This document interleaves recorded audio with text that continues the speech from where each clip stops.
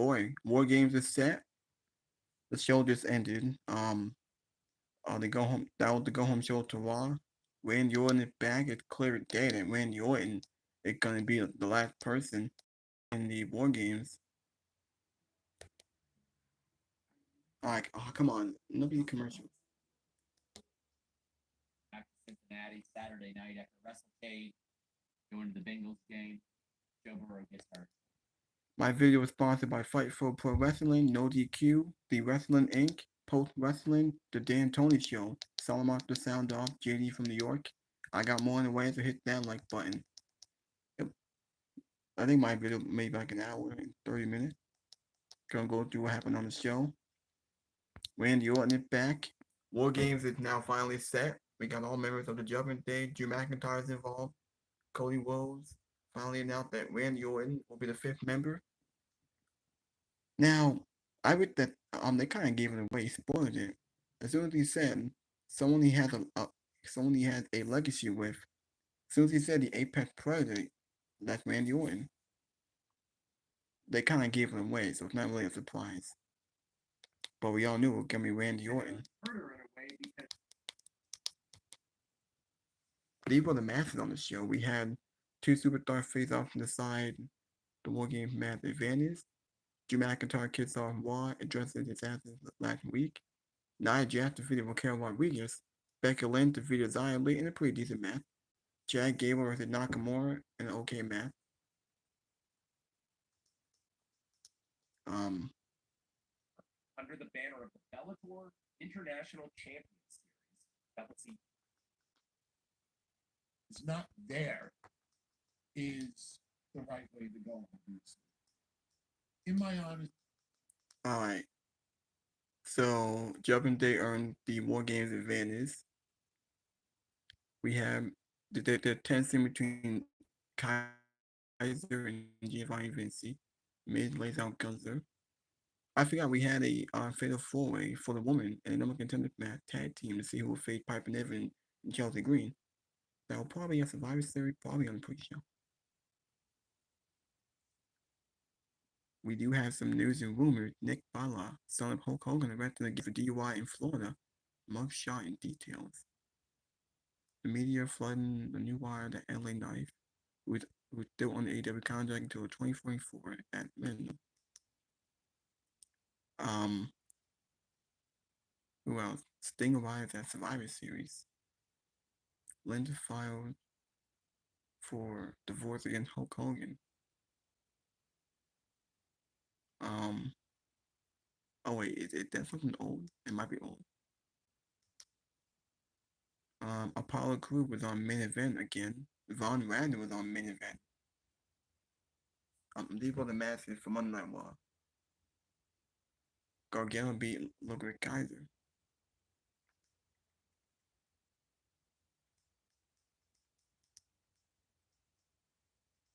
Oh wait, I forgot about this. I was kind of wondering when are they Becky's and Lyra's match on NXT. I would really like it if she went to Raw just to feud with Becky and kind of go from there. But I would also like her to make a couple of NXT appearances. I feel like they should have some fun with Jade Cargill in the way that they present her. And we have been seeing a little bit of that. But now I feel because we haven't seen her that it may be getting closer. Or who knows, it might be quite the opposite and we might be getting further. Speaking of Lyra, shout out to Corey Brennan, who reported in our Raw plans tonight on Fight to Select. Lyra will be here after the show. Josh Mansfield says Bengals suck. Go Browns. He's beat Pittsburgh. I am unironically rooting for the Browns to win the division. I want utter chaos if the Bengals aren't going to be there. But we got a little bit of chaos. We got Nia Jax against Raquel Rodriguez. Nia wins. The ending, I don't know if it was by design or what. It was a little clunky, but I think it was kind of supposed to be. Raquel is not afraid to just beat the living shit out of Nia, which I kind of appreciate. I kind of like that she goes, you know what? I'm going to give her one before she gives me one. Now, here's my issue, Denise.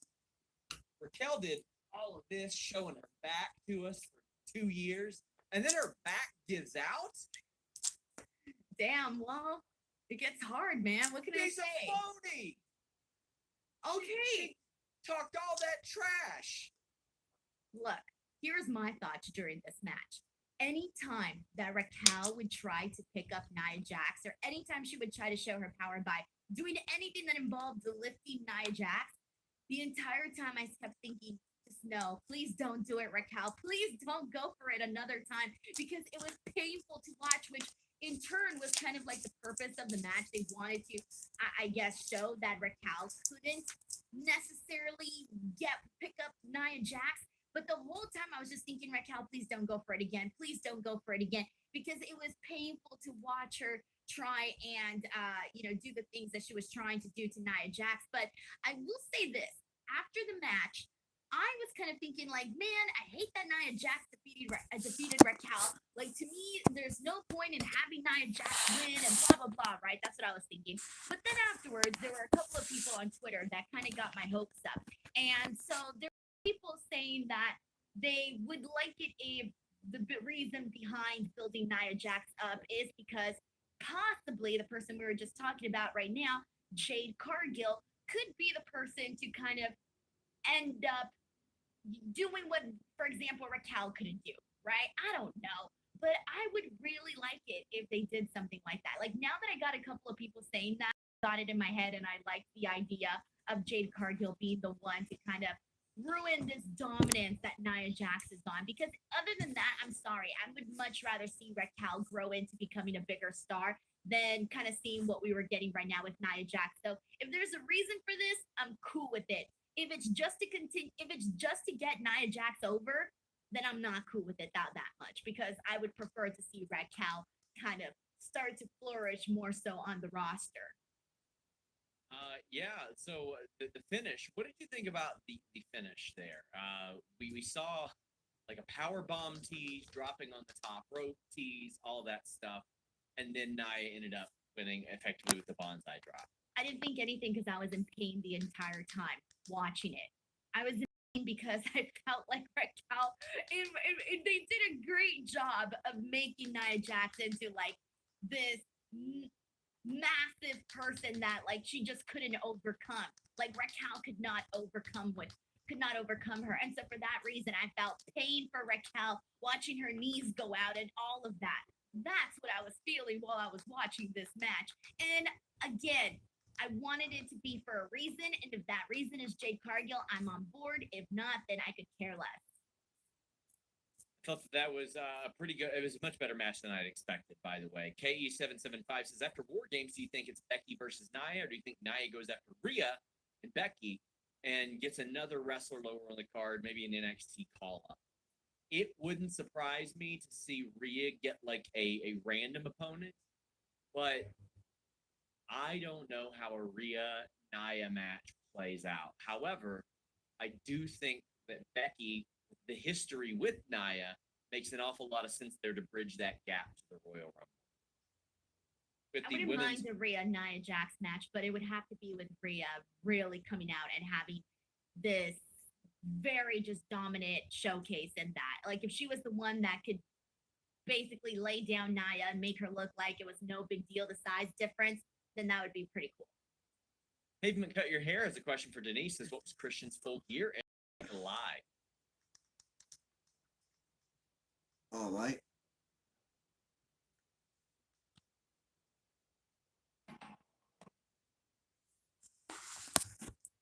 Good Might Work commentary. Jenny from New York. Just Allen. Did not. So that kind of sucks. But I think what they're trying to do is just kind of hold off his return for Survivor Series. That should be a monster pop in Chicago, seeing Randy Orton for the first time. I was just kind of under the impression that we would see him tonight. I thought they would get the babyface reaction out of the way for him, kind of thing. Like we could all see him react to it, and then coming out at Survivor Series wouldn't be that big a deal. But now he's going to be the focal point, it feels like, of War Games. Probably going to be the last one coming into the ring, I would assume. And first time we're going to see him is when he comes out to the stage and gets in the shark cage with everybody else. Well, I suppose, here's the thing. I think Randy Orton, we could be first or last. They'll either start this thing or finish this thing.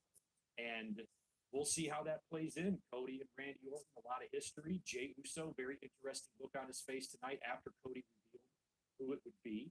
And he didn't look too pleased about it. So help me out with Jey Uso and Randy Orton history. I guess maybe Orton and Riddle might have battled the Usos a little bit, but I'm not sure what else. So Jey Uso doesn't look thrilled about this, maybe even a little bit concerned.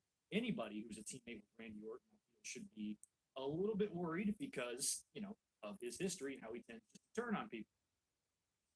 Just making sure I can be heard here.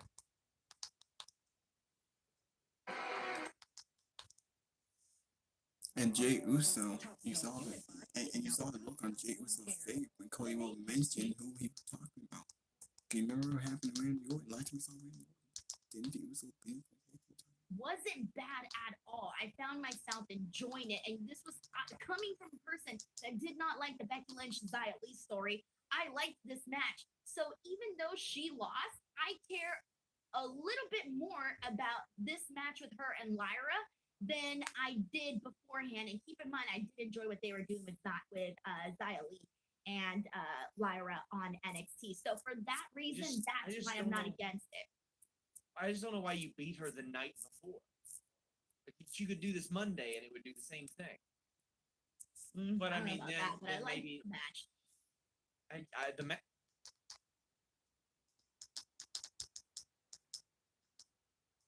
Oh, here we go. Solomon is on.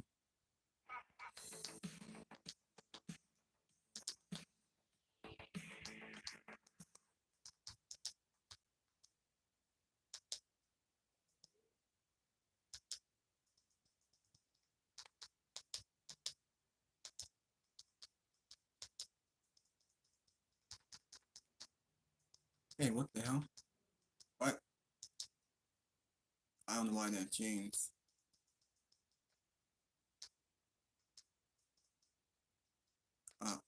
Don't know why that changed.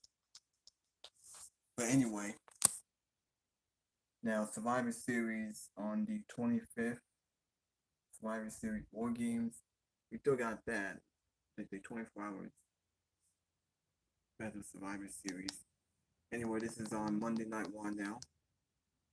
Drew McIntyre joined forces with the Judgment Day at War Games. That opened the show. With Nia Jax beat Raquel in the piss poor match. Giovanni caught Ligwig, hit Matthew and John Gargano. The match was fine. They're still setting up testing with Imperium. And it's Gunther trusted Giovanni that Ludwig. There's some testing going on there.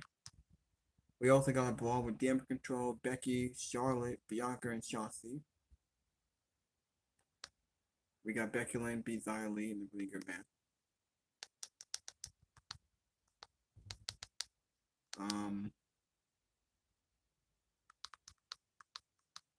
Is that all?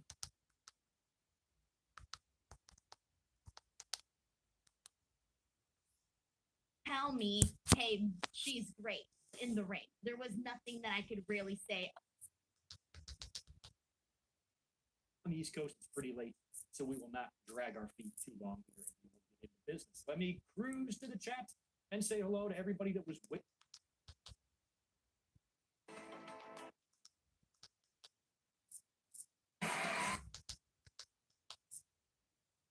Beat in there with Lyra Valkyria. And I think they were mostly very good. You had some questionable booking decisions for sure. But You're arrested. And it's not even about refusing to take A very nice $9.99. Thank you so much for that, Josh. Hey, Greg, how are you doing on this fine Monday night? Also, this is a weird promo from Cody introducing Draymond Green Games match. Also, Tozawa is the best. Imagine if Draymond Green joined War Games. That would be pretty nuts. I gotta say, I was shocked at the end of Raw. I told you guys at the beginning here, I was kind of thinking that Randy Orton was going to come out. And then he didn't. I'm watching the clock at the end of the main event, and I see that Drew beats Jay. There's about 3 minutes left, so we're going to get a brawl. But as soon as the brawl happened and the heels retreated and they went into the entranceway, I'm like, well, how is Randy Orton going to come out now? If he comes out, he's going to have to make a beeline for the ring and attack all the heels that are standing in his way, unless they just park Red Sea for him and let him walk by, which I don't think they're going to do that either. So it was already a little confused as how they were going to announce Randy Orton. And then Cody got on the mic and he goes, I have found a fifth member. We did not come alone. And this is somebody that I have a history with. You could say I have a legacy with him. And he said something about Prey and Apex Predator. And then it felt like the show just cut off and right to the next USA Network show immediately. And I, for a split second, thought that they ran out of time and missed Randy Orton's return. And then it kind of dawned on me. I'm like, oh, Cody was probably just announcing it. So it wasn't like a Halloween Havoc 1998 situation where they ran out of time. I think this was done on purpose. And Cody just announced that it was going to be Randy Orton. So the first time we will see him will be at Survivor Series this Saturday in Chicago. And I guess you couldn't pick a better building to make the return in than Chicago, which is a great market, always hot. And I think they're going to be very, very vocal for the Viper. And I'm happy to see him back, man. It's going to be good to see him. He's been out of the ring for a year and a half. I've always had Orton's back, even when he was getting the most shit from the fans. A lot like John Cena and Triple H through the years as well. I was always kind of the one on the other side of that. I'm like, let's not be ridiculous. He's actually a pretty good wrestler. He's developed a great legacy for himself. And I think about a lot of these guys, it's just all about small doses. As long as Orton, Cena, and Triple H are not, winning 200 matches in a row and winning on every pay-per-view and beating 10 guys at a time. Fans are cool, but once they kind of get, a little bit, winning too much and that type of thing, that's when fans tend to turn.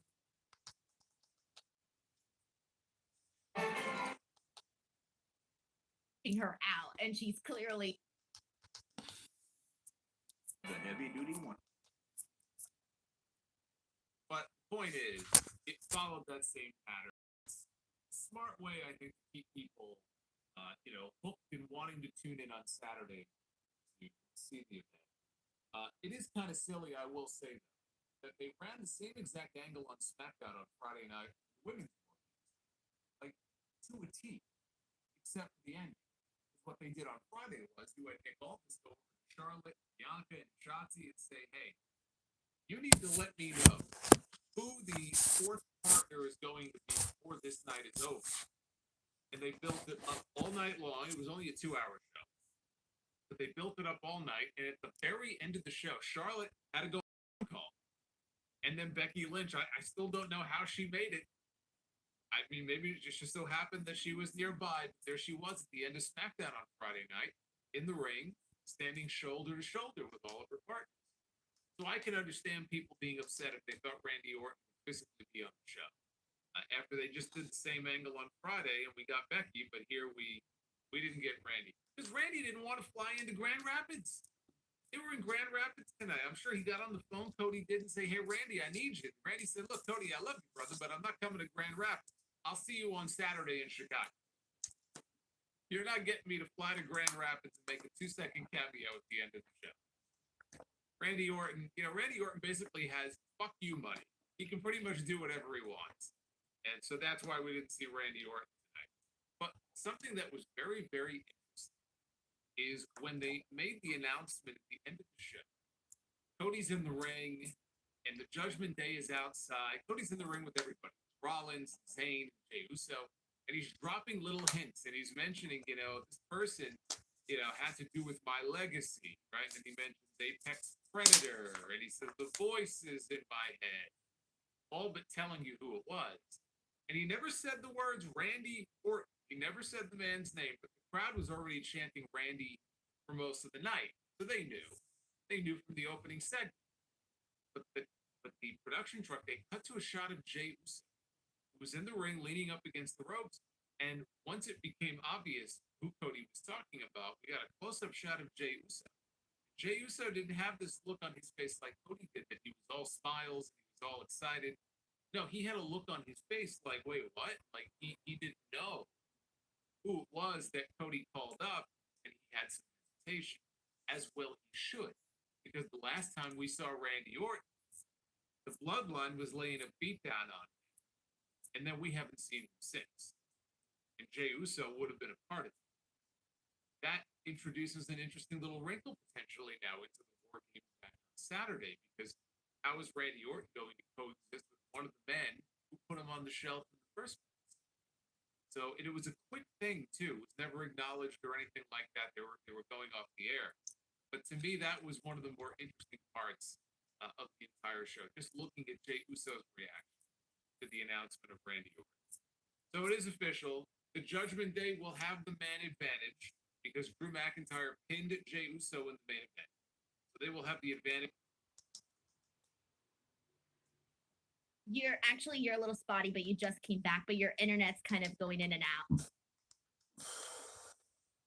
That is through a fan poll online. So, gee, I wonder who's going to win that fan poll. So the baby faces will have the advantage in the women's match. Why I think the heels are going to win. And the heels now have the advantage in the men's match. I think the baby faces are going over in the men's match on.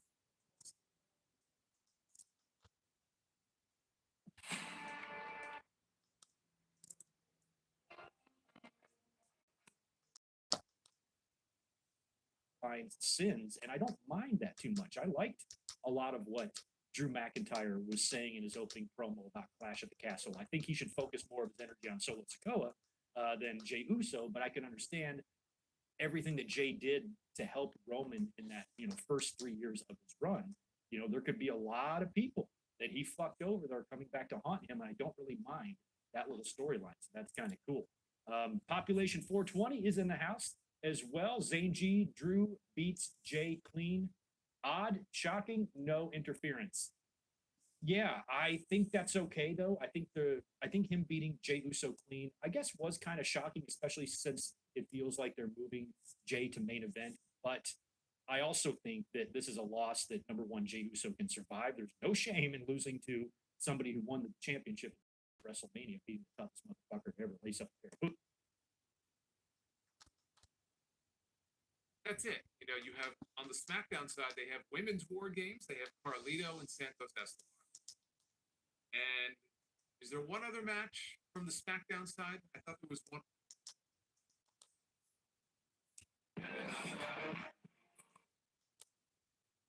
See something different from Bailey. Not exactly the exact same thing as before. Guys, get your super chats, get your humper chats in. KE775 says something I agree with. Says, I wish we had a traditional Survivor Series match between SmackDown and Raw, like bragging rights, with winners getting an opportunity at a title match. Yes, even if it's not the most important thing, one of my favorite things about Survivor Series is Survivor Series. I love the wild card match in 1995. I loved 2001 Invasion, that era of things. 2003 Austin versus Bischoff. 2004 where the winner of each team the winner's team got to run Raw for a week. There was 2014, I believe it was, the Authority. It was just, I miss a good old Survivor Series elimination match with stakes. And You don't just miss when we all wore our t-shirts and whoever won was just like, yay us.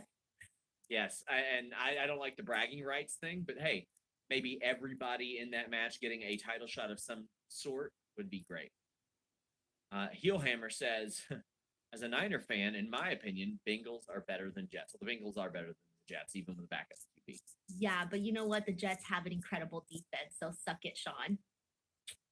Yeah, well, it must be great. I'm glad that y'all have an incredible. Hey man, defense and you're the nothing one else. you're the one trying to get you're the one that's like, I got my season tickets and now I don't like football. Man. I mean, I got my enjoyment out of my season tickets. They're great. Yeah, I already made my money back selling tickets to the later part of the season too, so I'm good. Brandon Charles Powell says, athletic black and green, let's go. Pizarro says, Sean, hope it's a good game, still supporting the Steelers. Dear God, we need to fire Matt Canada. Denise, why does your Roddy cosplay look like Sean in the hospital? Felt mid-road for me. The air feels it does dead. look like Sean. It does. Any war games feels PG next to swerves. Yeah, I mean, Disputed tag team titles. And Drew McIntyre showed up. He gave Jey Uso a Claymore kick, and that cost them the match. Thus, it cost them the tag team title. So, why did Drew McIntyre do what he did? McIntyre told man. Get into it. Monday Night Raw. I thought tonight was a solid show. And they did basically everything that they needed to do going into Survivor Series for a go-home show. I thought they did a very, very good job. Normally, WWE go-home shows are the drizzling shits, and they don't do much of anything to get you excited, but I got a very special place in my heart for the Survivor Series. I do, always. Survivor Series has been one of my favorite shows throughout the annals of WWE history. And I've been super excited since Triple H has brought back the War Games stipulation. This is the second year going. If Vince was in charge, we wouldn't be getting War Games this year or last year. But I've been excited about the War Games stipulation coming back, and I just think it brings a different element of excitement to the show that we haven't seen in many, many, many years for Survivor Series. Let's start here. Randy Orton. Everybody's excited about Randy Orton coming back. Randy Orton has been out for about a year and a half. I don't know what the man looks like. I don't know what he has transformed himself into. I don't know how much ring rust Randy Orton is going to have on that, how old? 43? 43-year-old physique. I don't know if throwing him into a War Game situation after being out for a year and a half with a broken back is the smartest creative decision. But Randy Orton was officially confirmed on Raw as the fifth man for Team Cody at Survivor Series against the Judgment Day. Now, Judgment Day is comprised of Drew McIntyre, Damian Priest, J.D. McFlurry, Finn Balor, and Dominic Mysterio. And on the babyface side, we got Cody Rhodes, Seth Rollins, Sami Zayn, Yee, Jey Uso, and now Randy Orton. That's one hell of a match. That's one hell of a team. We did not see Randy Orton on Raw.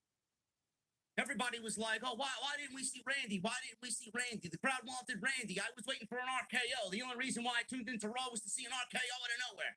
You're going to get an RKO out of nowhere on Saturday. You're going to get several RKOs out of nowhere on Saturday when you see Randy Orton for the first time. The reason why Randy Orton was announced tonight, I don't give a shit if it was there or not. WWE had only one thing to do, and that was to announce Randy Orton. The reason why WWE announced Randy Orton tonight, because if they went into Survivor Series on Saturday and they didn't announce anybody for Team Cody, I think the show would have been compromised by CM Punk chants and CM Punk hysteria and fucking geeks who have no life, hoping and wanting and praying and wishing that CM Punk is the fifth man for Team Cody. WWE saved themselves a ton of headache by announcing Randy Orton for Survivor Series. Now you would not be expecting. Now you should not be expecting. Now you will not be.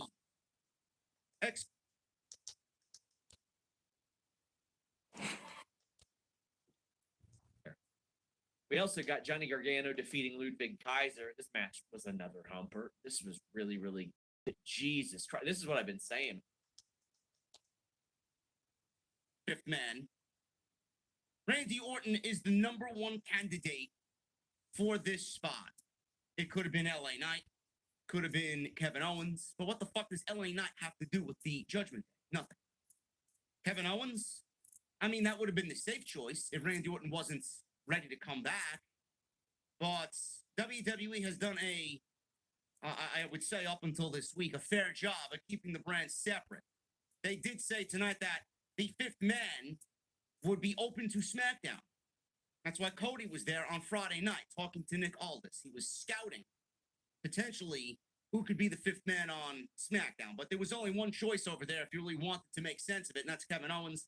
And I'm glad it's not Kevin Owens. That's a whole nother problem for a different day, though. What are you doing with LA Knight, Kevin Owens? Why are these level of performers missing Survivor Series. You know how fucking stupid that is? You know how stupid that looks? LA Knight wrestled Roman Reigns in Saudi Arabia, not even on the show. He wrestled Roman Reigns in the main event of Crown Jewel for the WWE Universal Heavyweight Championship and can't find a spot for him on Survivor Series. Solo Sikoa ended John Cena. Can't find the spot for him on the show. Kevin Owens, he was in the main event of WrestleMania this year, one of the best tag team matches in company history, one of the most important tag team matches in company history. Did you find a spot for him at Survivor Series? No.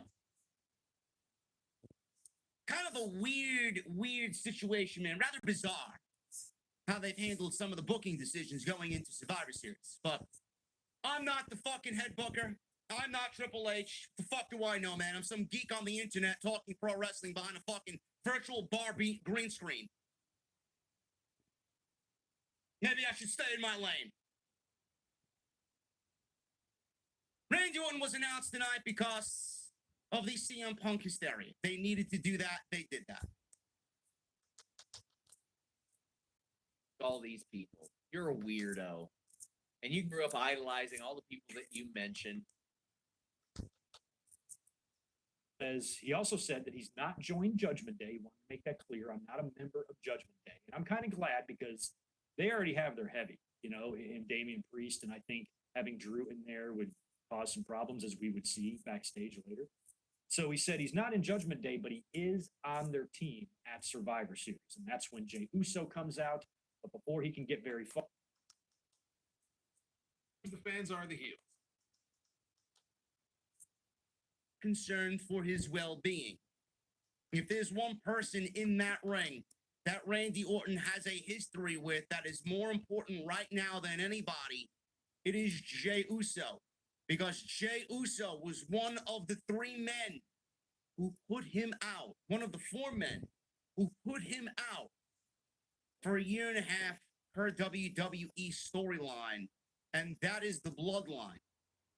What is Randy Orton going to think? What is Randy Orton going to say? What is Randy Orton going to do when he sees Jey Uso standing on the same side as him after a year and a half, when he was the last man that Randy Orton looked at while he was being carted off and out for a year and a half?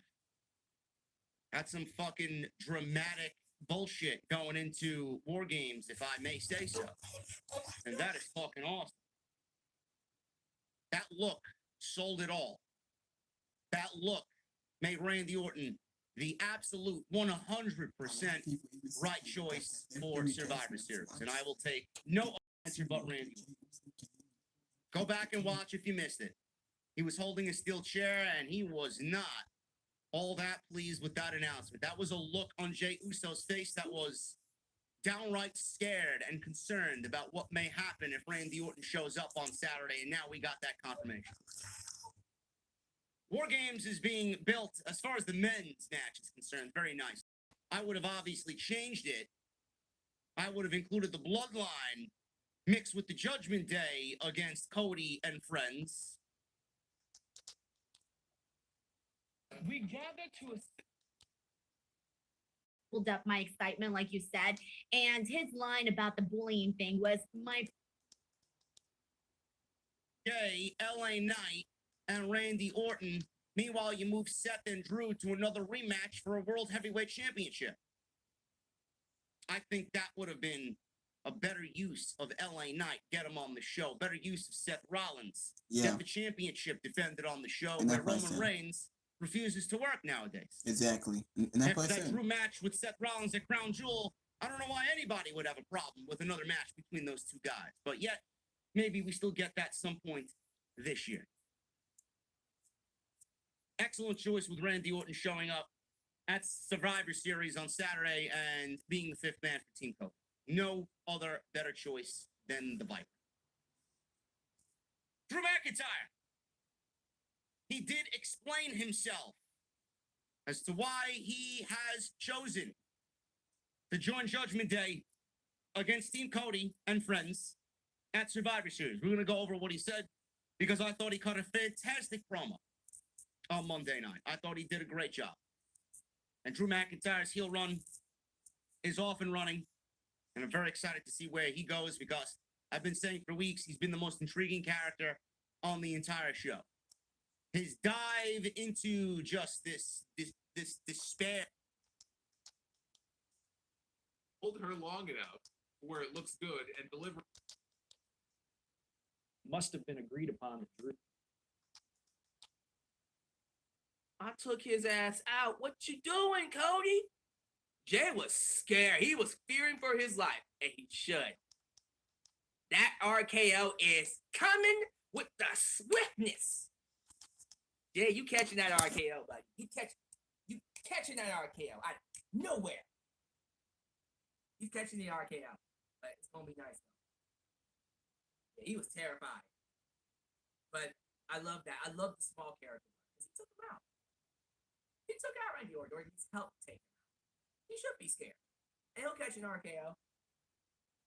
For the hell of it. It's alright. Look here. As you can tell, I enjoyed it. Roster where she's got any kind of A SmackDown person over to the Raw team, like perhaps a suspension. Since the last time they didn't pay. Yeah, I think that would be great, whether it's Twitter polls, etc. I completely agree. I think Taboo Tuesday. What do we got? We got Becky and Xia Li, right? It's great. The women got the first hour, man. That's fantastic. Fantastic. Yeah. Hey, listen. Triple H is trying to get the women's division back on top.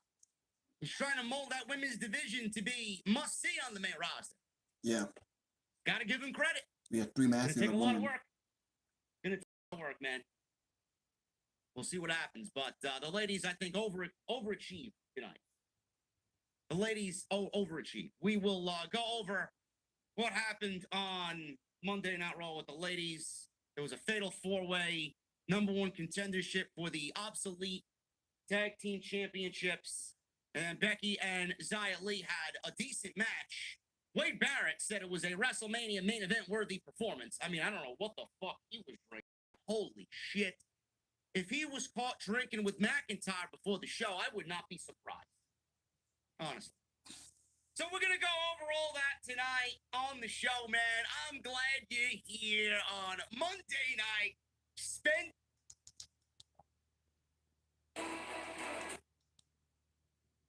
Of depression. Oh no, I had Nick Chubb in both of my leagues, and he went out like week 2, whatever it was.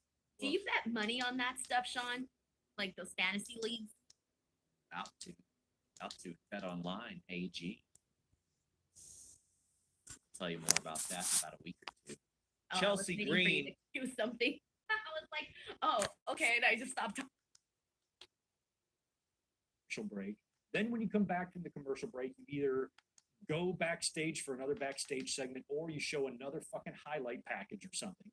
And then you cut back to the ring and cue up Naya's music to make it sound like it's been playing the whole time. And this can go on for like 5 to 10 minutes sometimes. And I feel so bad for these wrestlers that have to stand out there like idiots for so long, just jawing with the crowd or whatever. Just stay. And Rhea said that Priest is the leader in War Games. Priest asked if McIntyre had a problem with that. McIntyre said, no problem. But he made the pitch that he should be the one working matches. And he said that he doesn't like the Judgment Day, but he despises Jay Leno. Or Jay Uso.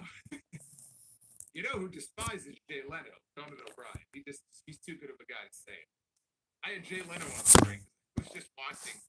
I was just watching the David Letterman monologue when that whole thing went down years ago where Conan got forced out of the Tonight Show after 75 months. Jay Leno snuck back in and took the crowd back.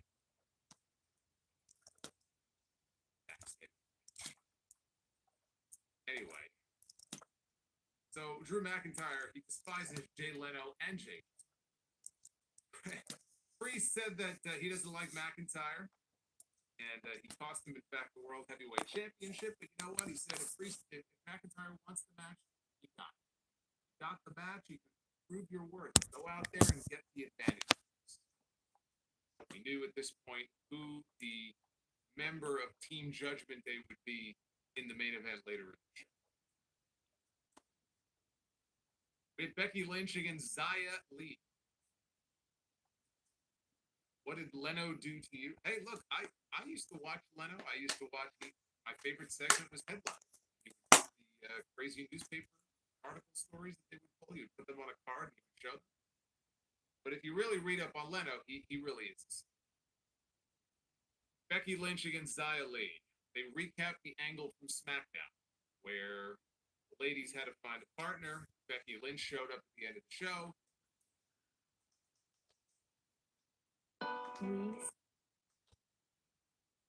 For Christmas before, and it's gone over.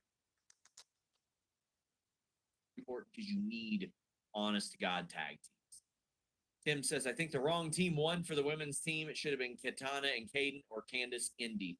I don't think Candice and Indy with Xia. Why would they be after the way they got beat? And if you remember, Indy was like, well, we were here to talk to you about something else, but okay.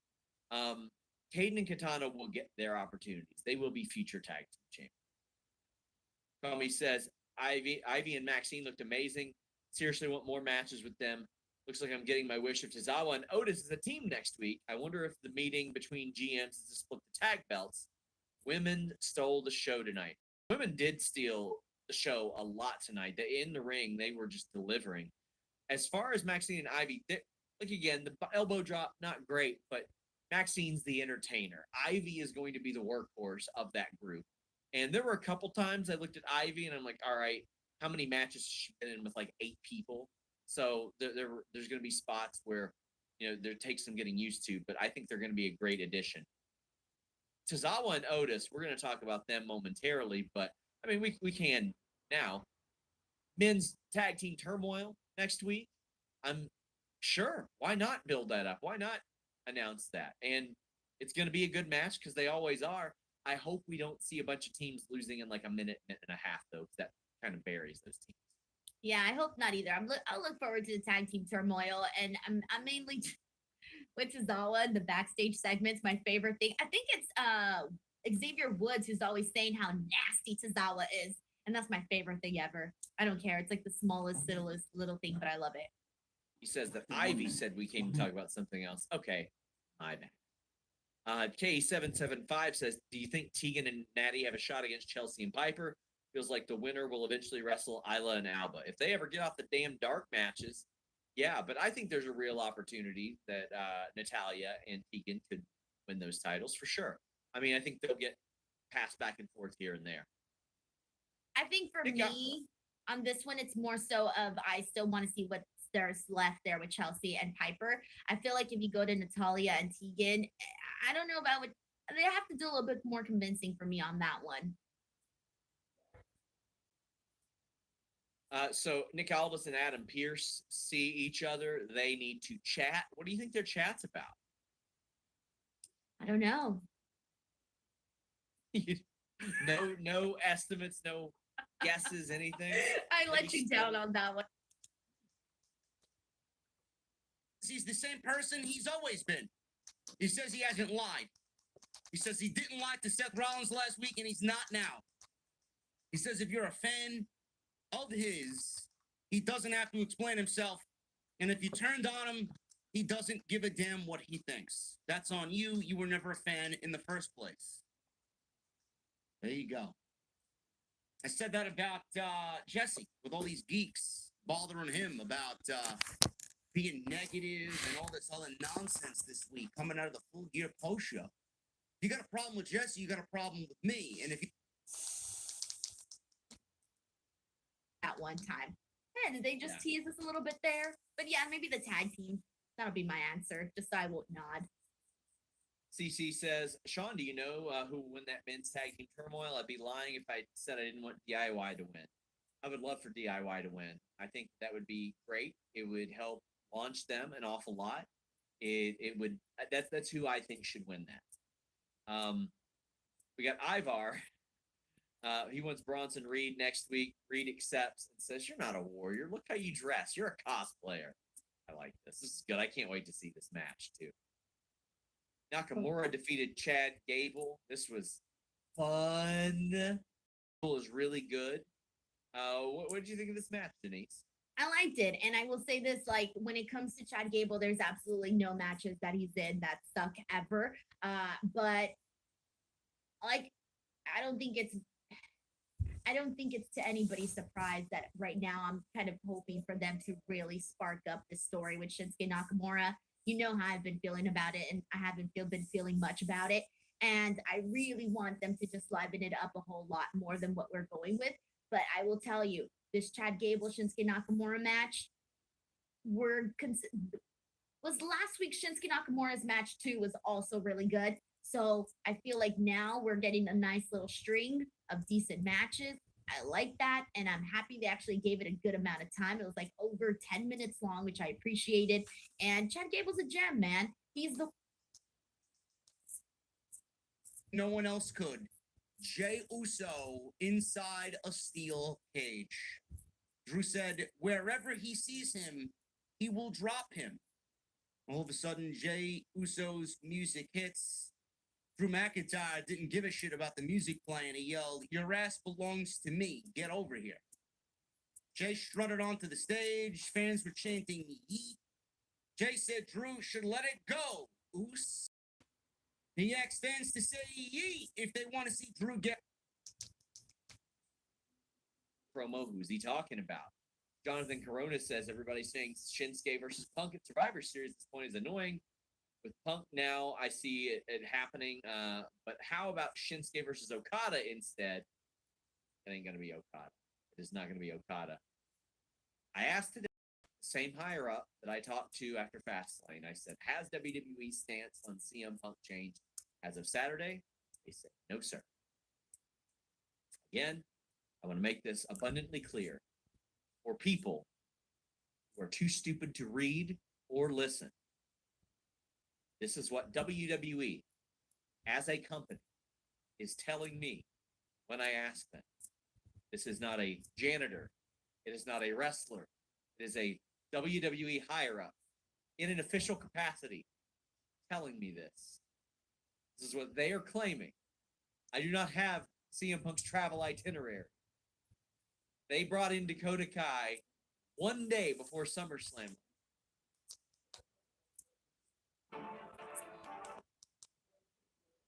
You can rent all. Oh, damn. And then you go out to the match. Vinci did not pay attention to that and came out anyway. Offered enough distract. And shots. Maybe they had a premonition that Damage Control was going to show up on Raw, and they said, Monday Night Raw. I thought Drew McIntyre had an excellent promo. I love Drew McIntyre in all aspects. He's got a great promo. He's very good in the ring. He's just a model fucking professional wrestler, man. You think professional wrestler, you think Drew McIntyre. That promo was excellent. He gave you a reason as to what.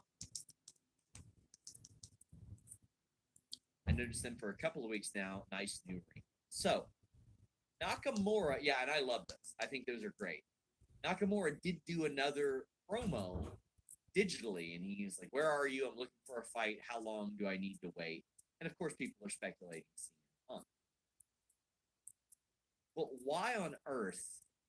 Keep in mind, he's been feuding with the Alpha Academy for a month. Why would they do that in a digital segment? If CM Punk were answering his challenge. I also just don't think that if they were to bring CM Punk in, that this would be the feud they would have him starting in. I feel like there are at least 20 other places that you could start if CM Punk was coming in. I can't imagine that this would be the first pitch. Well, you know what? No matter where you are, no matter where you're getting started, whether it's Japan or Chicago, NordVPN can help. Buying pay-per-views on NordVPN.com. Urgency. bestowed by Adam Pearce. I need the fifth man, and then by 9:00, because I don't want no bullshit here, I need to know who is on the main event of this show. I need to know who you're picking for the advantage match, and I need to know who Judgment is picking for the advantage match, and get the fuck out of my face. I thought this was a very good opening segment. It accomplished everything that you need. It got all the bases covered. Excellent start to Monday Night Raw. Nia Jax! How this woman has a job, I don't know. I don't know. Imagine Nia Jax is employed, but WWE passed on Jay White and Will Ospreay. Yeah, let that sink in. 24/7.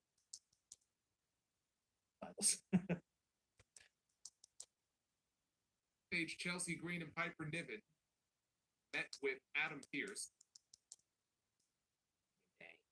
Because he hates Jey Uso that much. Yeah, it's quite a story, and I love it. I love that we're not making it so black and white with this. This is more of a gray area kind of character, and I look forward.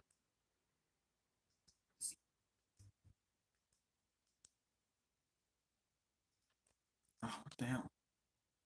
And you like to see the smaller of the two. Well, crowd hated him. Hated him. By this, in fact, every time I watch Nia Jax wrestle, she just emits carelessness. She does. I'm going to help them because Rhea Ripley gave me something that I've wanted for a long time. Jey Uso in a cage. I thought this made an incredible amount of sense. Drew McIntyre has never forgotten who cost him the most important thing in the company. And Drew McIntyre still being bothered over a year later makes the title that Roman Reigns holds seem even more important because Drew McIntyre is still pissed about it. He's not forgetting it. And what I love is the fact that because Drew didn't forget it, Jay is also now not forgetting the things that he's done to other people. We'll get back to that. Will Chisholm says, Drew's promos remind me of 97 Hitman when he said, y'all don't like me. My real fans know I've never changed. He hasn't done anything particularly bad. He has wronged the people that have wronged him. He has points, Denise. I've been saying this since the first time that this started happening with Drew McIntyre. I don't disagree with him, although I will say something funny, though. Or rather, not funny, but I'm going to point something out, though. He's still mad about this whole situation, right? Yet, after Clash of the Castle, he was not mad enough to do a whole ass karaoke singing.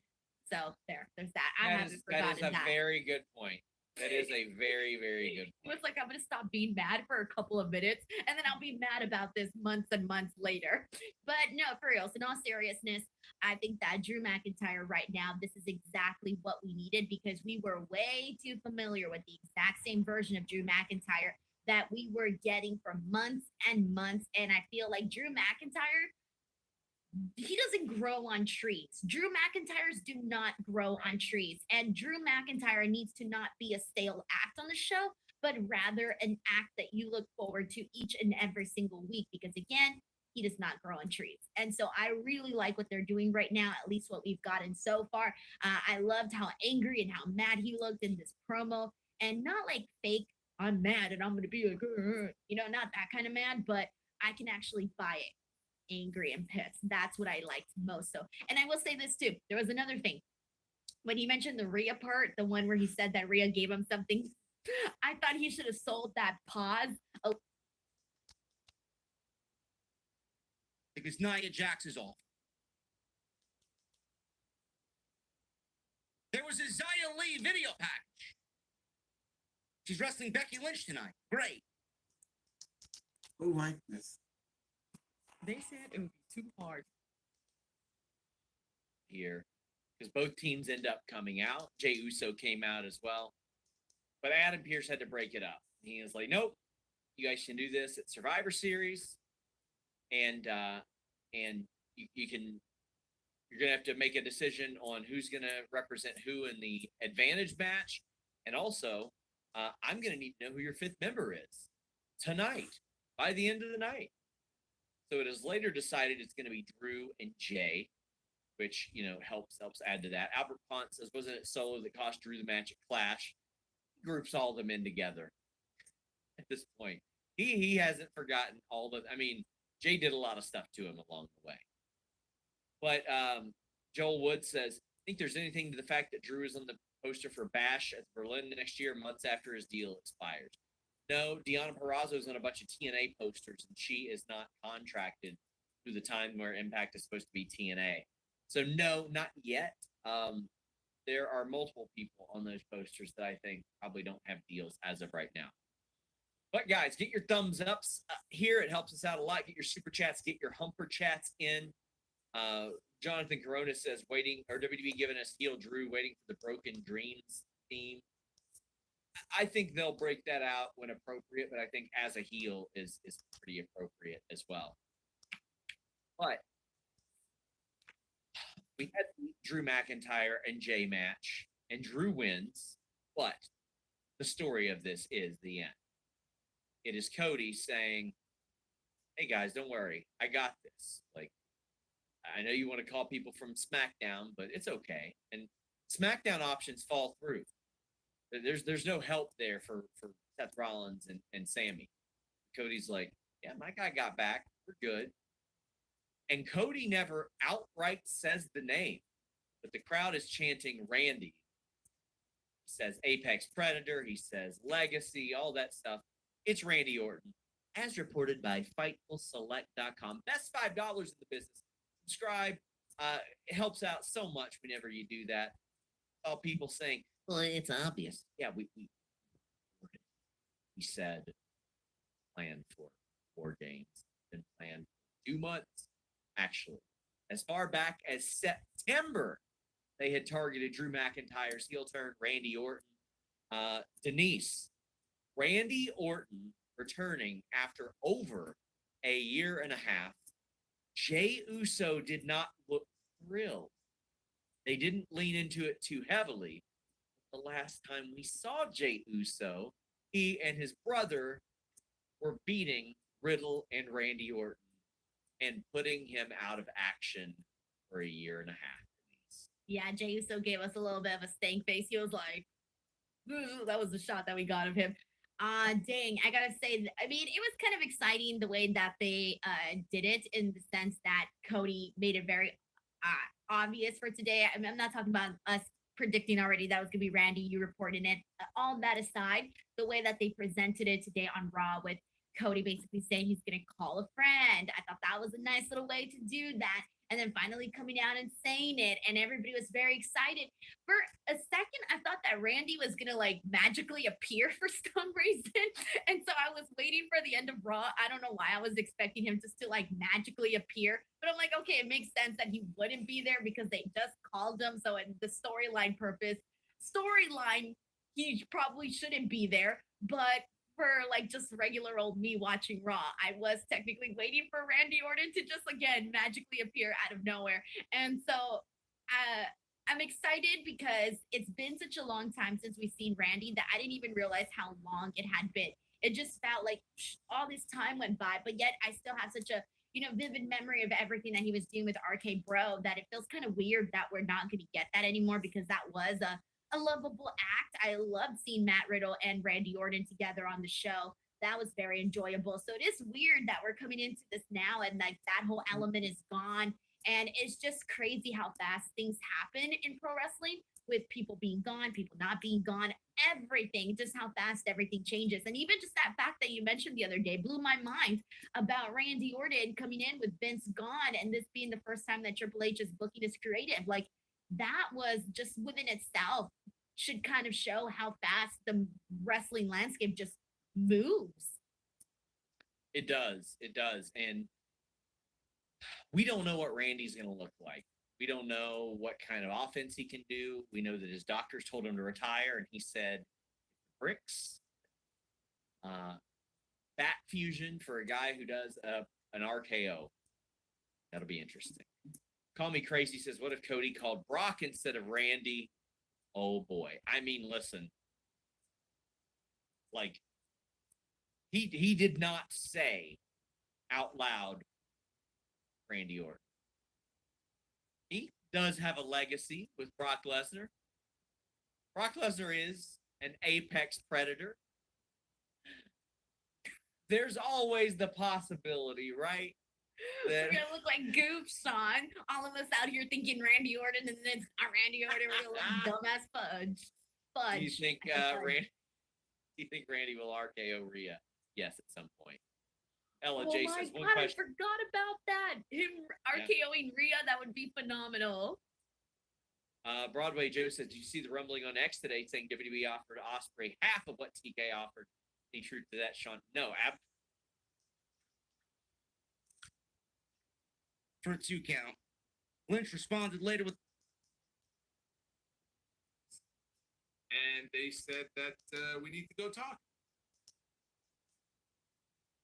believing any weirdo on Twitter with no track record. Holy."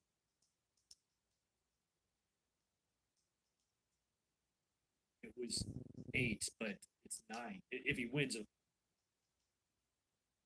Foolish tweet about Swerve the next day, and both of them got traction. When one of them was an outright lie. Stop it. Stop buying into this trollish bullshit. Stop it. Ella J says, one question for Sean. Why not? RS says, summer of 97 Brett is the best looking WWE has ever had. Shocking shout. No, I ain't shouting out that person. They can kiss my ass. RS says, will Randy get a bigger pop in Chicago than Phil? First note of Randy's song is why the theme music is so key. No, CM Punk would get a bigger reaction in Chicago. I love Randy, but Rock Hard Joel Wood says, the little thing I noticed is the camera zoomed on Jay's face when Cody started talking. He looked nervous. He knows Randy's last appearance in WWE was him getting his ass beat by the Bloodline. Yes, exactly. Jay Uso is very aware of the things that he has done. Will Chisholm says Jay Uso's face told it all. We know Randy won't forget. KW says Jay did not look thrilled. Yep. Call Me Crazy says, did Riddle getting fired change the Randy plans? No, they had set those plans by the time Riddle got fired, and I think that by the time Riddle got fired, they weren't going to go back to that. Is Randy enough to tame the CM Punk chance? Yeah, I think so. When's the last time CM Punk chance happened in WWE? It's been years. Although we did have some at Full Gear. There you go. K775 says, were you surprised they didn't bring Randy out tonight in front of the live crowd? I'm not, because they didn't tease anything about a fifth member until tonight. So nobody bought their tickets expecting to see Randy. But what they can do now is watch the pay-per-view expecting to see Randy. Tim says, is it me or did Jay look upset that Randy's on the team? It was almost surely on background. Okay, listen, Tim, that one says he was almost surely one in the background, offset the end. I mean, it's very clear that he was upset or bothered or concerned or something of that nature. Sheldon says, remember when Randy Orton was a Soul Survivor Series member on 03, 04, and 05? Yeah, it was like a specialty then. It was a running thing. Like he dominated. No Gimmick says, we just saw the first significant step towards heel Cody Rhodes. Randy is the Obi-Wan to Cody's Anakin. Paul Heyman is Palpatine. I don't think they are anywhere close to a heel Cody Rhodes right now. That man is so over as a babyface. He is selling ridiculous merch. I don't think it's anywhere near. Joel Wood says, funniest thing ever. People say Orton was obvious in the same breath, calling you a liar for insinuating Punk wasn't the fifth man. I've heard it all. You can never listen. Well, CM Punk makes no sense. Randy Orton makes sense because Randy Orton had history with Cody Rhodes and there's some tension there with Jey Uso. I have a feeling we will get a lot of RKO at Survivor Series. And by the end of the match, we'll probably see Randy Orton RKO Jey Uso. you could do anything, and somebody's going to be against the Chiefs game, assuming Drew Jay ended early for time. That is correct. Women continue to get more segments. Who gets your head of creative for the year? Triple H, Shawn. So I am leaning a little bit towards Sean right now at this moment because he was literally God. He had to really make do with changes and people's opinions of NXT once it changed, and people don't like change, and he had to go against that current. As of now, I got Sean, but these last 6 weeks are very, very important. Jay and Melagrito says, is Julia going to be the biggest free agent in 2020? Watch it. Ludwig Kaiser was annoyed with Giovanni Vinci. I don't really get this back and forth between Kaiser and Giovanni Vinci. I don't know what's going on. Vinci approached him, asked him if he was ready for his match against Johnny Gargano. Kaiser said he didn't.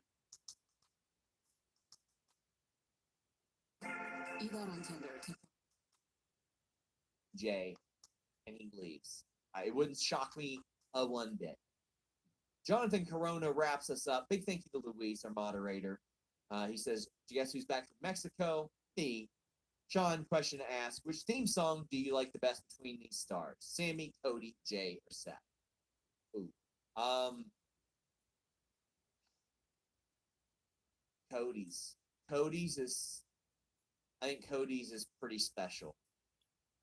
Mine's They're a Sammy. all good. It's a really good one too. I remember back when he beat Neville for the NXT title, and I was just so happy and that music was playing. So good. Isaac says they posted a video of Nakamura after Raw saying he's waiting and that he knows that person. Wonder who he's talking about. I'm trying to find out, guys. I promise.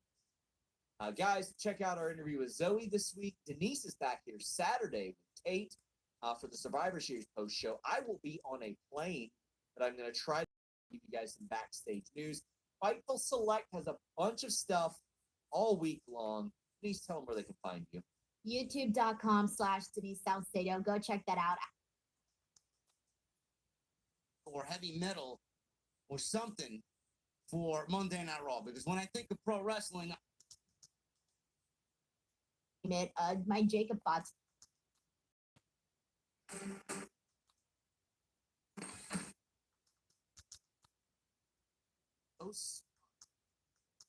He's so smug, arrogant, and it just works. He's got that air about him like he just thinks he's better.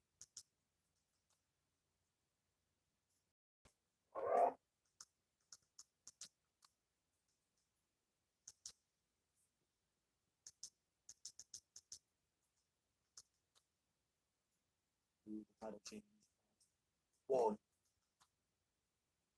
being none other than Chris Sabin. So He attempts the moonsault, but Shinsuke Nakamura gets The door hook was awesome.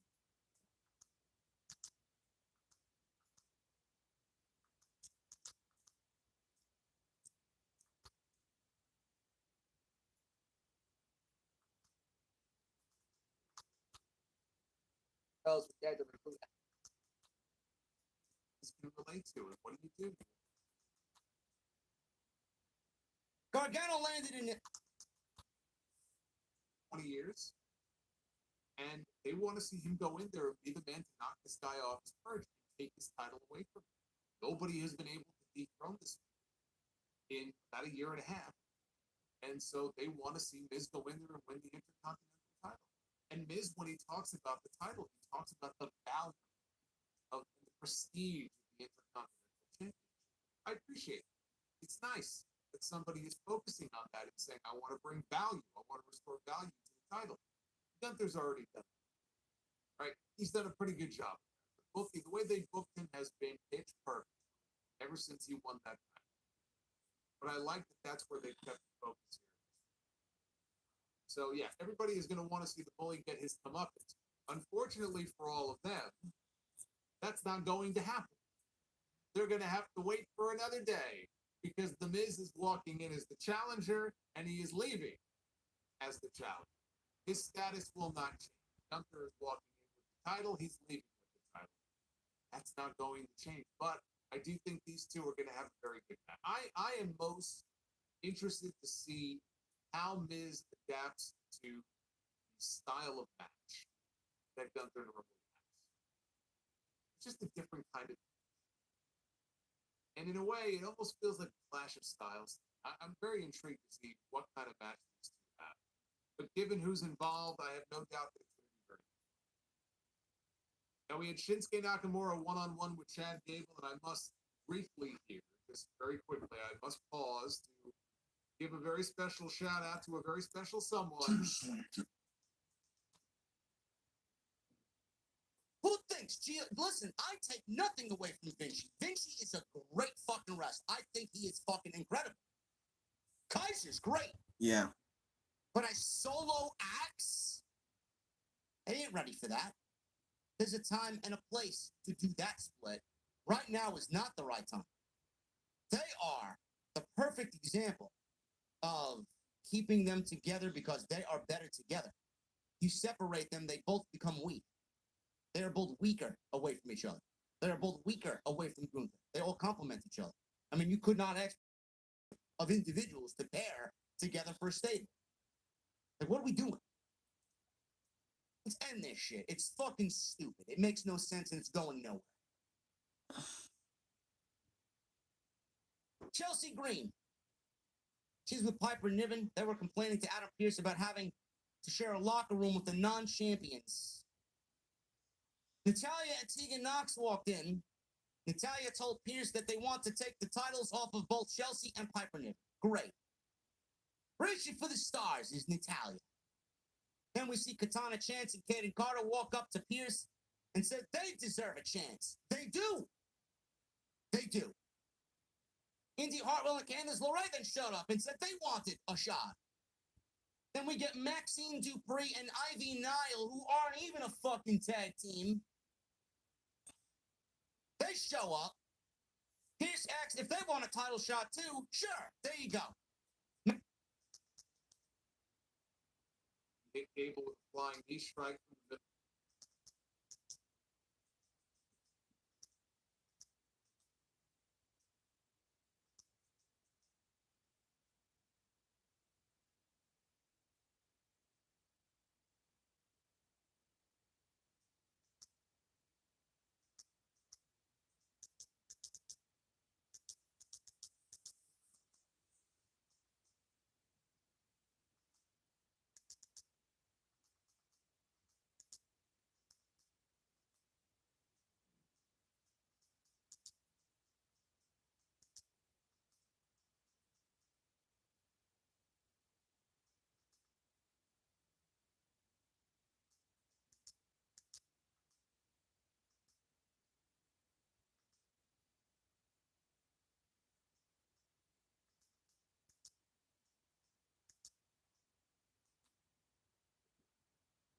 bring that water.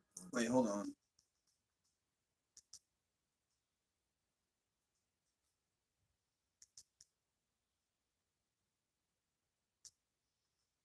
Oh, I'll check me something else.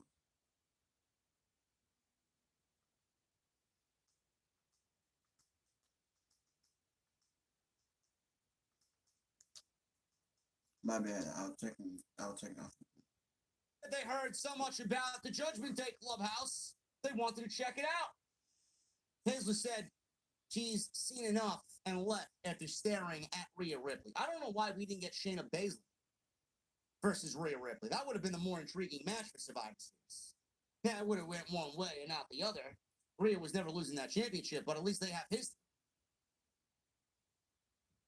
Zoe Stark then told Rhea Ripley their clubhouse is really cute with the decorations and toys and knickknacks. She said what really stood out to me was what's hanging over there, and that was the women's championship title. Ripley said she kind of respects her stunt tonight, but she'll get a beating at Survivor Series anyway. Stark said, good. Just the way I like it. I thought Zoe Stark actually cut a better promo here than she did last weekend. I don't think we should send Zoe Stark out in front of a live audience to cut a promo anymore. I thought she was very good here. Very direct. She didn't stutter. She sounded legit. She sounded serious. Good stuff. Natalia and Tegan Knox versus Candice LeRae and Indy Hartwell versus Maxine Dupree and Ivy versus Katana Chance and Kaden Clark. I could not give a single solitary shit about the women's tag team titles, and neither do you. Exactly. Thank you. I don't either. Neither do you guys in the chat. None of you people listening to me on iTunes or Spotify. None of you give a shit about it, man. Don't fool yourselves and don't try to bring that shit to me. The only people that give a shit about the fucking women's tag team titles are these fucking women pro wrestling accounts on X that pander to WWE women's wrestling as the greatest thing since sliced bread. Fucking division is dead. Exactly. Dead.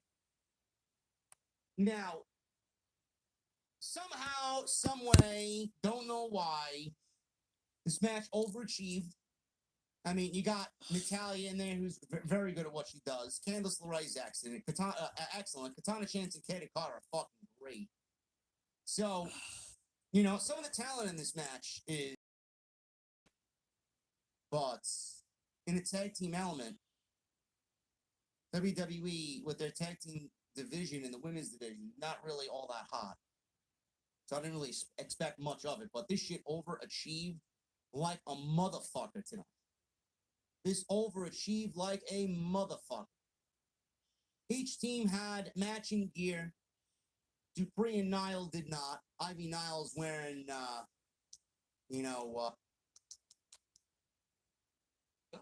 And in 2 months or 3 months or WrestleMania or whenever it may be, you're finally ready to get back to that point. Maybe by then, he's earned his way back into contention. But if that's the story, I mean, he's even working Gunther lately on the house shows. If that's the story, if that's the ultimate goal, he needs to start winning on TV. There was a video earlier in the show that I didn't mention, but it was a vignette or a promo in the backstage area with Ivar and Valhalla.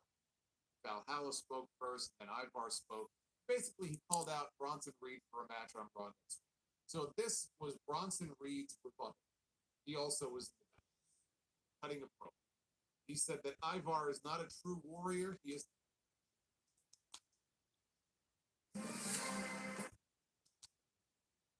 And Seth Rollins walked up to Jey Uso, and they were getting them all fired up for the upcoming main event. Right, he was about to go out there with Drew McIntyre.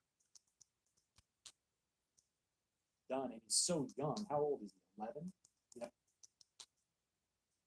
Hey, go with Drew.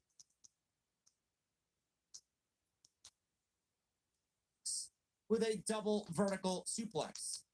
Nile went to the top, but Natalia yanked her down. Dupree tried a flying crossbody, but Tegan rolled through into a cradle.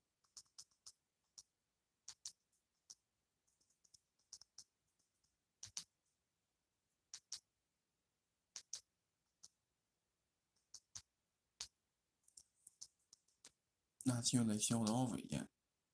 I think they had to. Shouldn't be more than that.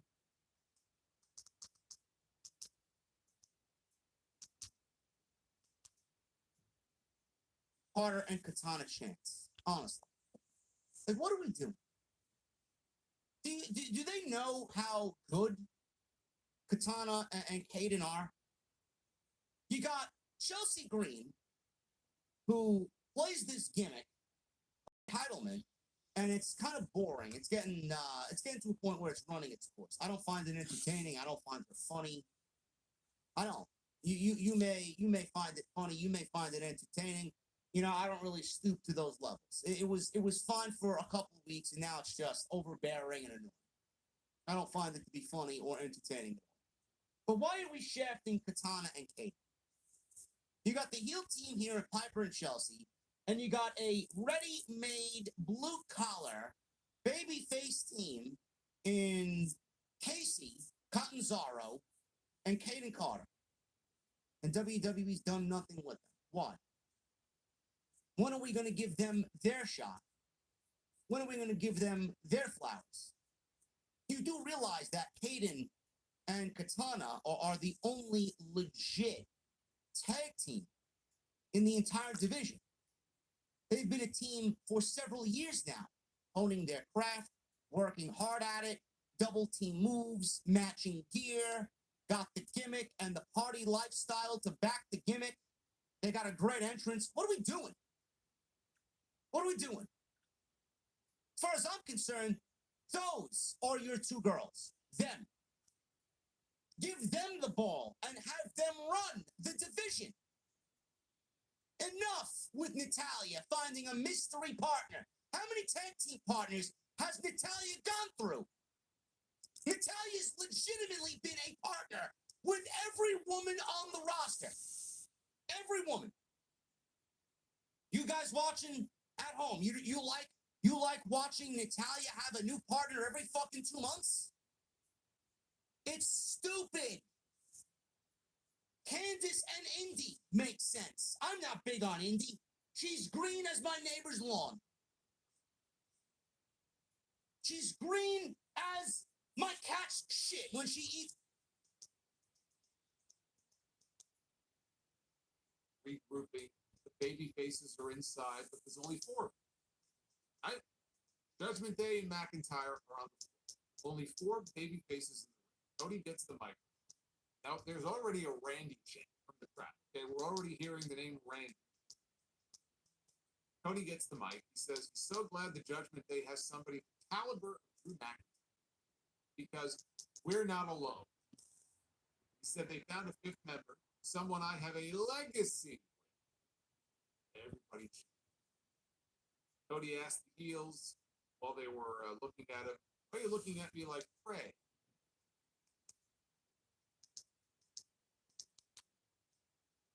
Rando teams thrown together.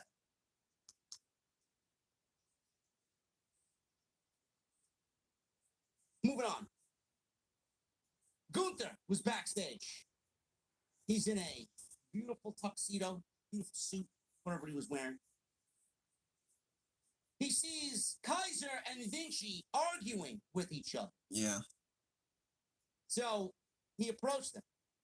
Kaiser told Gunther, he told Vinci to stay away. He says he would have defeated Gargano easily. Gunther told Kaiser to stay quiet. He said he was disappointed in him by not holding up the prestige of the group. He says he thinks he put the wrong person in charge. He told Vinci he's in charge now. Kaiser was displeased. Okay. Again, I don't know where it's going, nor do I fucking care. Stop the tease. It's stupid. Miz and Gunther, they were about to have a face-to-face out in the ring. But first we go backstage, and Adam Pearce is in the middle of all these tag teams arguing backstage. New Day said they want a chance to earn a tag team title match. Adam Pearce says, aren't you guys like 13-time champions? Pearce says, well, I can't do it tonight. We could do it next week. Everyone yelled. Everyone wanted in. And we had Indus there. We had, who else was there? New Day was there. The Alpha Academy was there. So then we get Tozawa, who is in this workout gear. He's got a sweatband on, and he's got a Lions replica belts. Man, they're really shilling those fucking NFL custom titles, huh? And Tozawa is the fucking geek who's the spokesman for these titles. Every week, no matter what city they're in. Chicago, I'm sure they'll have him come out with the fucking Chicago Bears title. I'm so glad you're my first. So now his boss is gone. And his tag team partner is gone. Riddle got fired. So a lot has changed in a year and a half that Randy Orton has been missing from WWE. He's been gone long enough. They say absence makes the heart grow fonder.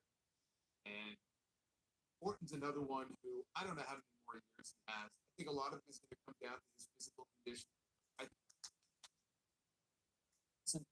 Thinking about the fact that what was probably planned the whole time was for Moxley to beat him.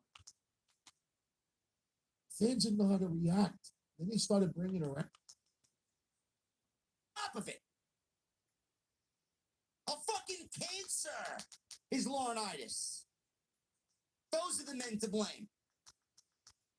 Now he takes it as a personal attack. Your father-in-law fucked it up, Paul.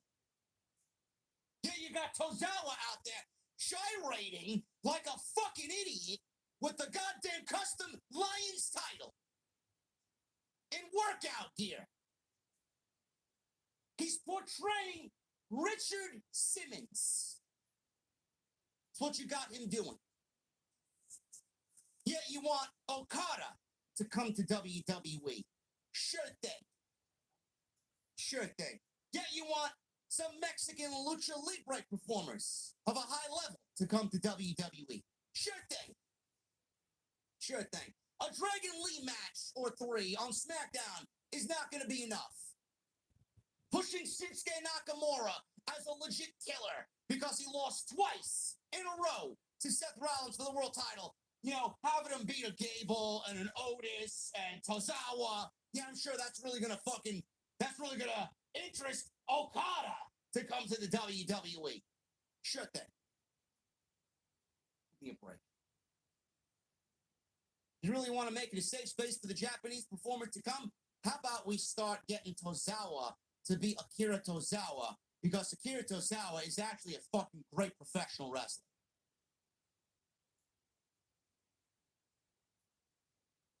Miz was in the ring.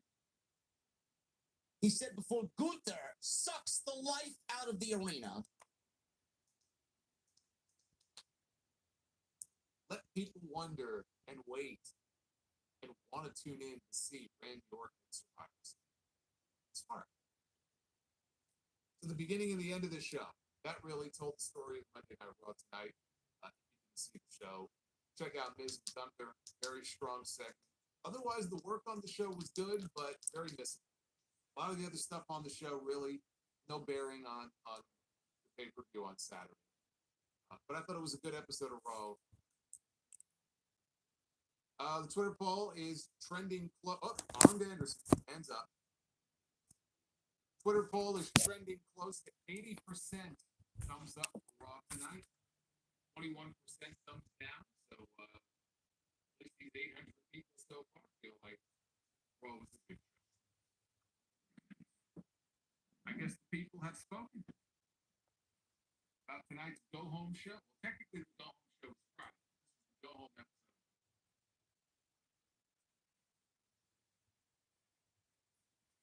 Sunny Man says he hopes Orton comes back with a hurt. I don't think that's going to work. In terms of a complete package, somebody can wrestle. So you can turn that on switch as much as you want to circuit break.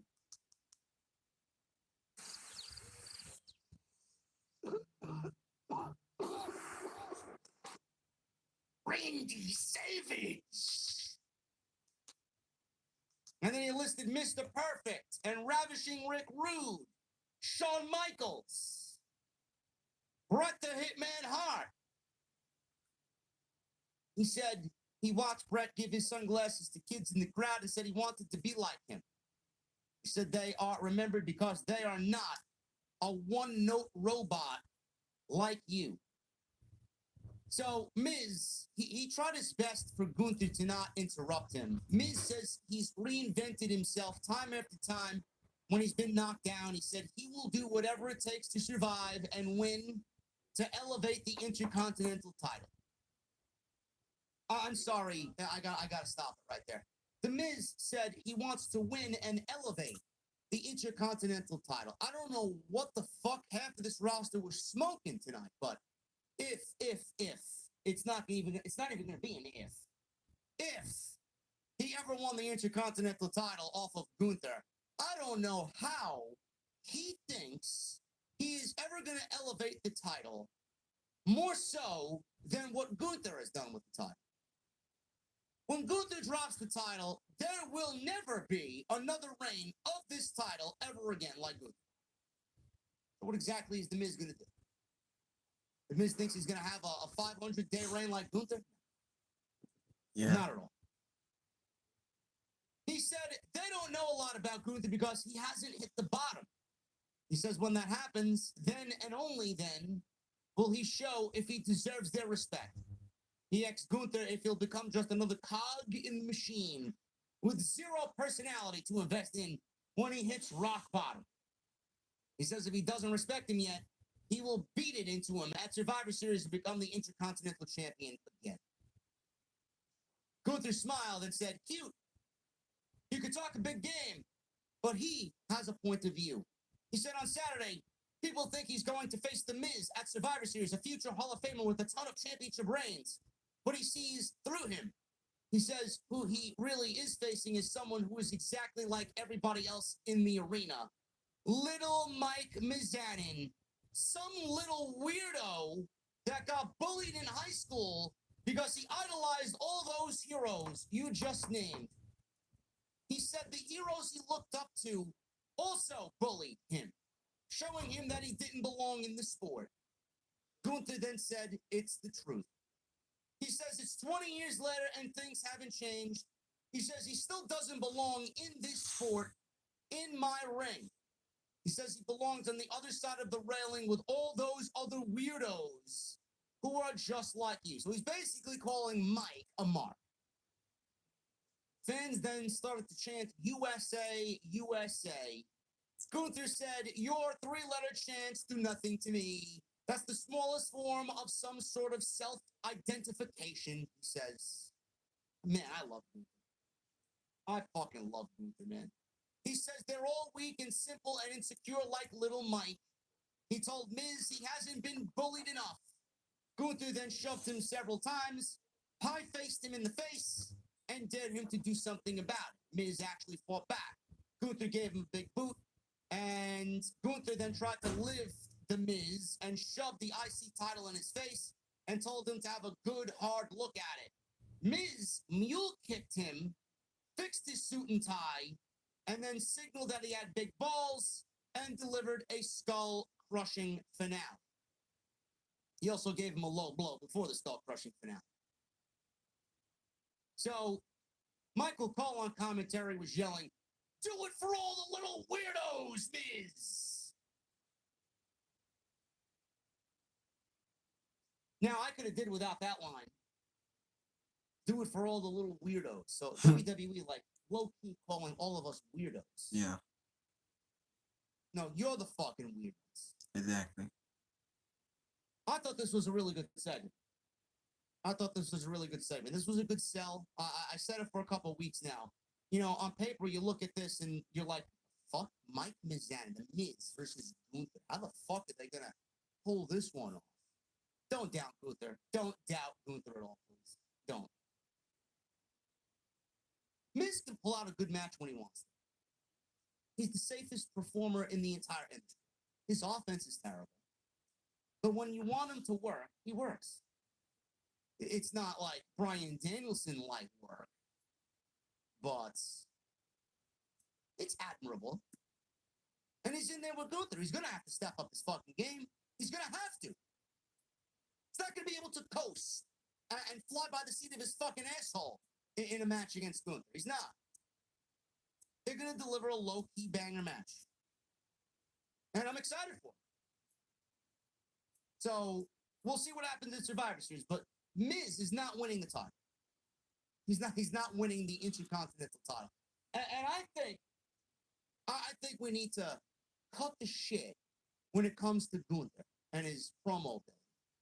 Gunther is an excellent promo. Gunther is like the quintessential fucking final boss that this company needs when Brock Lesnar retires. That's him. Gunther is him. Everybody says Gunther plays the role of a James Bond villain on WWE television perfectly. That's exactly what he is. His promo ability is fucking great. You just got to see it for what it is. His sarcasm and his body language and the way he puts you down in his manner with his tone, it's just fucking great shit. And he cut The Miz down the way that he did it. I'm laughing on my fucking god. I love it. I think it's fantastic shit. Let's give Gunther some fucking credit. Not only is he one of the best in the world at what he does in the ring, and he's also a great promo. If you told me Gunther was the best wrestler in the world, I wouldn't even fucking question it. Chad Gable, he went one-on-one with Nakamura. He said on social media, give these guys 20 minutes and let them cook. They cooked. It was on a low to medium heat, but I guess they cooked. Gable cooks no matter who he's in the Nakamura, I mean, I'm a little indifferent. Nakamura doesn't really do it for me. But I do feel like Nakamura is doing some of his best work right now as this heel. So this match went 12 minutes and some decent stuff here. Gable wiped out Nakamura with a cannonball. We got a commercial break. And we come back from break. We actually were shown how Nakamura took advantage of the match during the commercial break with a split screen replay. They should do that more often. Because most of the time, one guy is in control before the break, and then the other guy is in control. It's like, how the fuck did the tide of the match swing to the other guy's favor? I don't know. So Nakamura had the edge until Gable came back with some strikes and a neck breaker for a 2 count. Nakamura then came back with a kick. German suplex, a flying knee for 2. Gable hit a big DDT and then a big diving headbutt off the top rope. Gable hit a stalling German suplex, Chaos Theory. Dragon suplex by Gable. Gable went for the moonsault, but Nakamura got his feet up and followed with a reverse exploder. Gable countered a... All right. Well, I probably should end it pretty soon. I'm about to end my video. It's getting late and getting tired and think I went through everything. Might as well go through it one more time before I end the video here.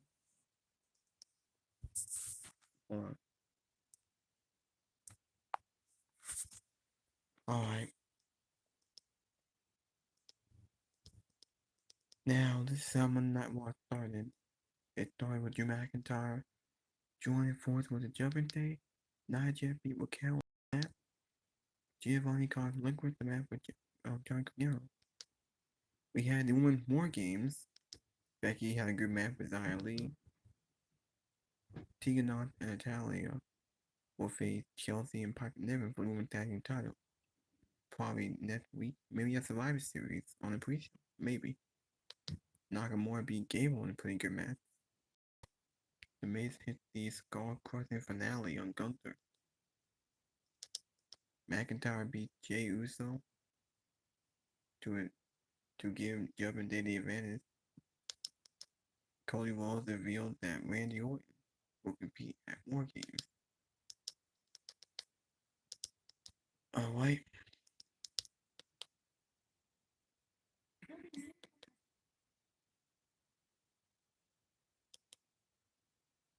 Talking about?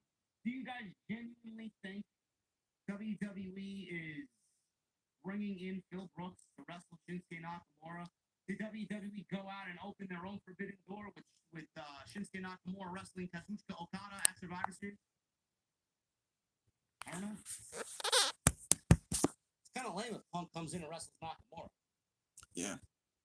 It's on WWE's IG. I'm not going to Instagram. Fuck it. Yeah, He's me losing neither. patience. Yeah. Is the gist of what I'm saying. He's losing patience. It has to be CM. He said, you're close. Why didn't they do that on Monday Night Raw? Why didn't they have him say that on Raw? I guess they didn't want anybody to spark speculation that he's talking about CM Punk. Judgment Day approached McIntyre in the back. McIntyre says he didn't want Judgment Day at ringside. I'm going to take care of this myself. Priest says they weren't offering. McIntyre was glad that they weren't offering. Good. And then he left. We got a video of Ivar with Valhalla, which I thought was very good. He talked about challenging Bronson Reed for a match next week on Raw. 2 meaty men going at it. Great. Bronson Reed aired a soundbite asking Ivar if he had the audacity to challenge him. He says he's not a true warrior and that he's a Viking cosplayer. He says he accepts his challenge for a match next week, but he won't survive the tsunami. I don't think anybody survives the tsunami. The tsunami is the new RKO. The tsunami is the new end of days. Nobody should kick out of it. Nobody. Backstage, Sami Zayn and Seth Rollins gave a pep talk to Jey Uso. Jey left. Cody stepped up and asked if he had any luck with a fifth member. Sami said he reached out to someone and it won't work out. Cody said the person he called picked up and he's in. Seth and Sami looked thrilled. Cole asked, who is he? We'll find out before the end of the night. I think everybody kind of knew who it was at this point in the show. Jey Uso. He went one-on-one with Drew McIntyre. This is the War Games advantage. This was a very good wrestling match.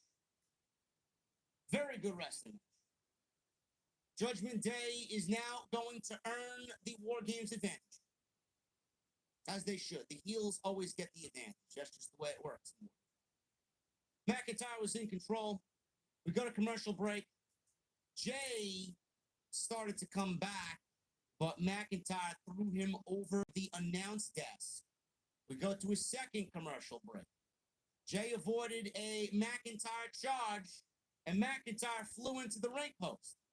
Jey hammered away, and every punch that he threw at McIntyre, the crowd did yeet, yeet, and hit a Samoan drop for a 2 count.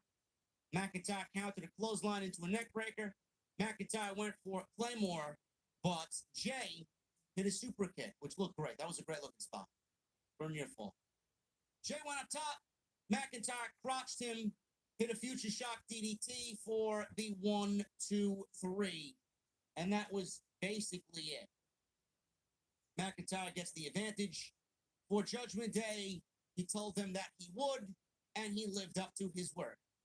Rhea Ripley was at ringside, and after the match was over, she came out smiling. She told Drew to finish the job on Jey Uso. Drew cleared the announce desk. Jey fought back, and when he picked up a chair, the rest of the Judgment Day attacked him. Cody, Sami, and Seth then ran out with steel chairs. They used chairs to clear the ring of all of Judgment Day. Cody said he's so glad that they have the advantage and have the star power of Drew McIntyre on their team. Cody said, listen, I found a partner, someone, and by the way, the crowd was chanting Randy before Cody even said anything.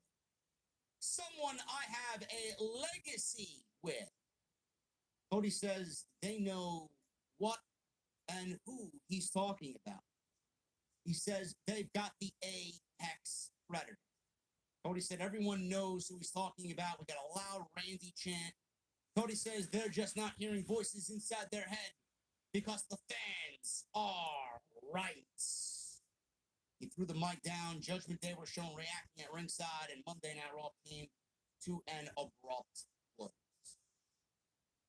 Now, I'm glad Randy, even if, listen, if CM Punk wasn't a thing,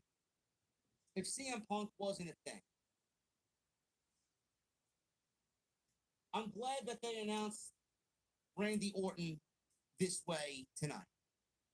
If he wasn't a thing, I would have done the same thing. Seriously. And the reason why I say that is because I just think a different way. You know, I have an old school way of thinking. You save it. Like, announce Randy, and I'm glad you didn't see Randy come out and fucking start throwing RKOs to everybody. Because that's what you're paying for. That's what the fans are paying for. That's what you're going to watch Survivor Series for. Not only that, it's going to be a great match. But if you sent Randy Orton out there and his theme music hit, which is probably going to be a newer version, Rev Theory, I think, did a new version of Randy Orton's theme song. If you sent him out there and the theme song hit for the first time in 18 or so months, why are you going to waste that pop on Monday Night Raw and then not do it at Survivor Series for the first time? You know what I mean? There's a time and a place to do everything. So even if CM Punk wasn't a thing, and they went into it with the mystery partner still not revealed, right? And they didn't unveil it, and the crowd was going to hijack the show. CM Punk. Even if CM Punk wasn't a fucking option, I still would have done the same thing here tonight that WWE did. because that pop, that theme, should be played first at Survivor Series. Yeah, me too. Randy Orton tonight would have taken that moment away from Survivor Series, and that's just a bad creative move. Yeah, I know. Yeah. Randy Orton was announced tonight because of the whole CM Punk hysteria. That's why they announced it. Yep. WWE went into Survivor Series with the fifth man not being announced. Show might have been hijacked. CM Punk. You might have been putting expectations on the crowd that were kind of unrealistic. It might have taken away from everybody else. It might have taken away from the storyline to make it about one guy. You don't want to do that. You don't want to do that. So I'm glad that they made it about Randy Orton announced. He's the fifth man. You're going to see him at Survivor Series. And goodbye. I thought what they did tonight was the right choice. I thought the Judgment Day and Team Cody stuff was excellent. I thought Gunther and The Miz was great stuff. There was some great wrestling on tonight's show. We had Gargano and Kaiser. We had Nakamura and Gable. The ladies turned it up. Becky and Xia Li. It wasn't a bad show at all. And I'm very excited about Survivor Series. Very much looking forward to it. Thank you guys very much for all of your support, man. You guys are great. We had 2,500 in here tonight for the Monday Night Raw post show. If you guys want to hang around, I'd love to have you. Get those super chats in. We are going to hang out for last call here inside the beautiful OTS venue. Make sure you guys hit that thumbs up, man. We got 782 likes. I'd love if we get to 1,000. I know we can get to 1,000. We got 2,500 in. All right, Mike will end the video. I'll see y'all later. Until next time, thank you for watching. Thank you for all the support. I'll see y'all later. This is Mr. Black Hammer 2022. 2021.